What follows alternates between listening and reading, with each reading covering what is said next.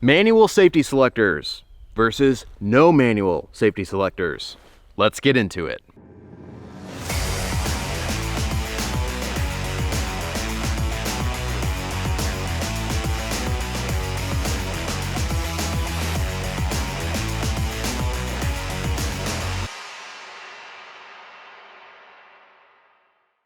Hey guys, what's going on? You're watching Show Me Firearms, and yeah, this is going to be another hotly debated topic in the gun world.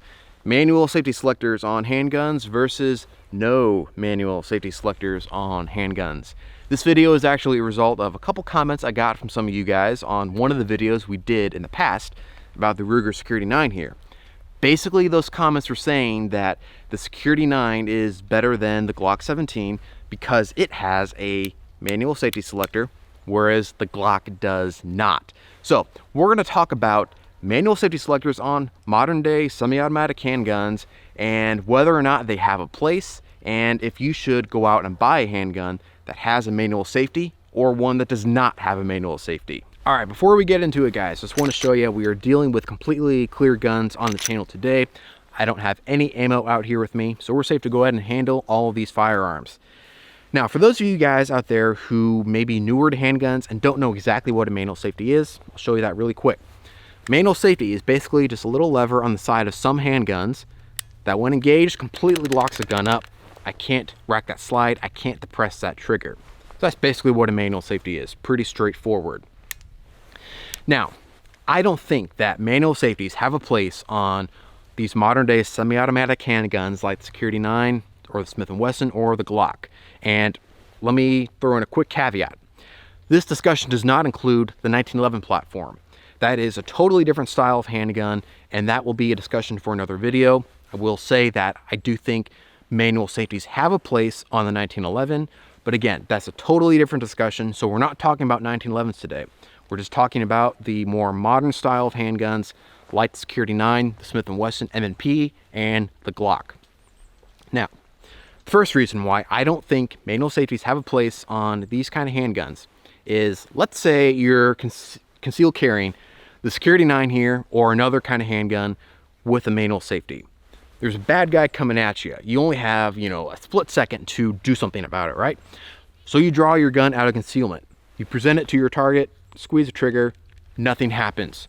What's going on? Oh, my safety's on. I got to fumble around, flick that safety off, but guess what? It took me a couple seconds to realize my safety was on and to disengage it. By that time, bad guys is upon me because most handgun fights happen within 3 seconds. So you just lost that one. Yeah, so that's a big reason why I don't think a manual safety has a place on these kind of handguns. Now, some of you guys out there may be thinking, oh yeah, but I train all the time drawing from concealment and disengaging my safety and presenting the gun to my target. Let me ask you something.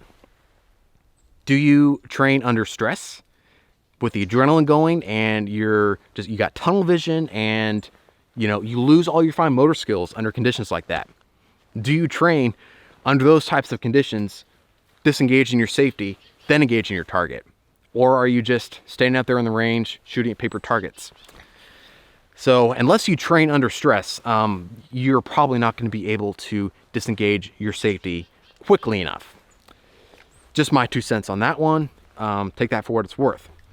The other reason why I think that manual safeties do not have a place on these more modern day semi-automatic handguns is because, unlike in the days of the 1911, we have holsters that are designed specifically for whatever handgun you may have. So this crossbreed holster is meant specifically for the Security 9 here.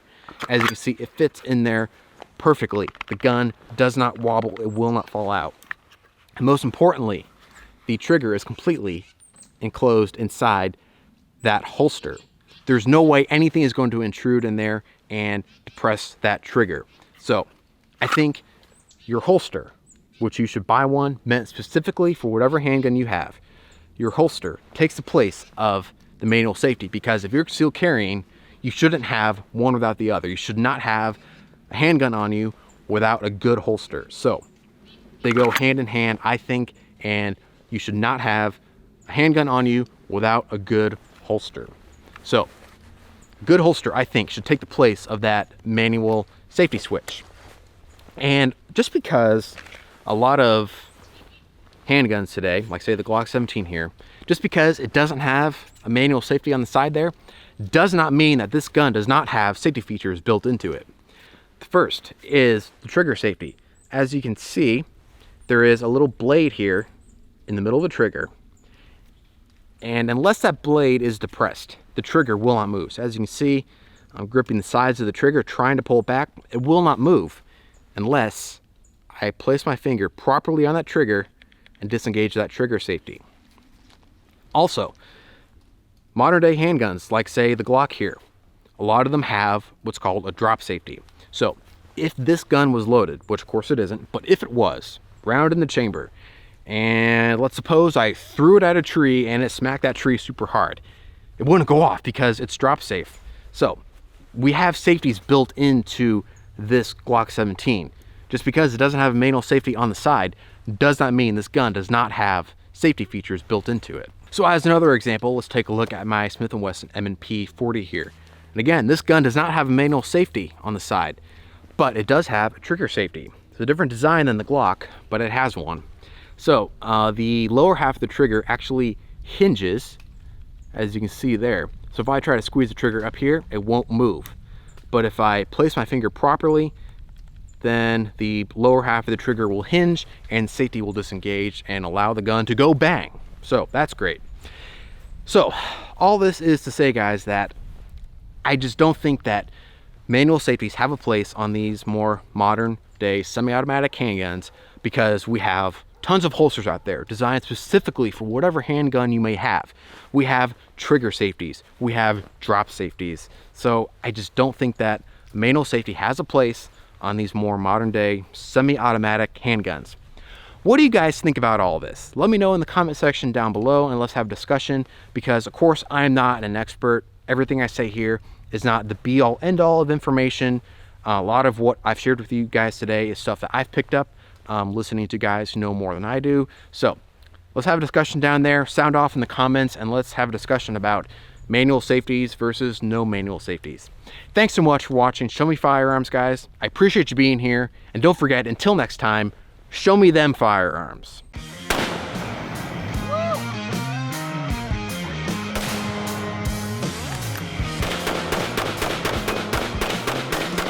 What a way to set up a monster mower, am I right?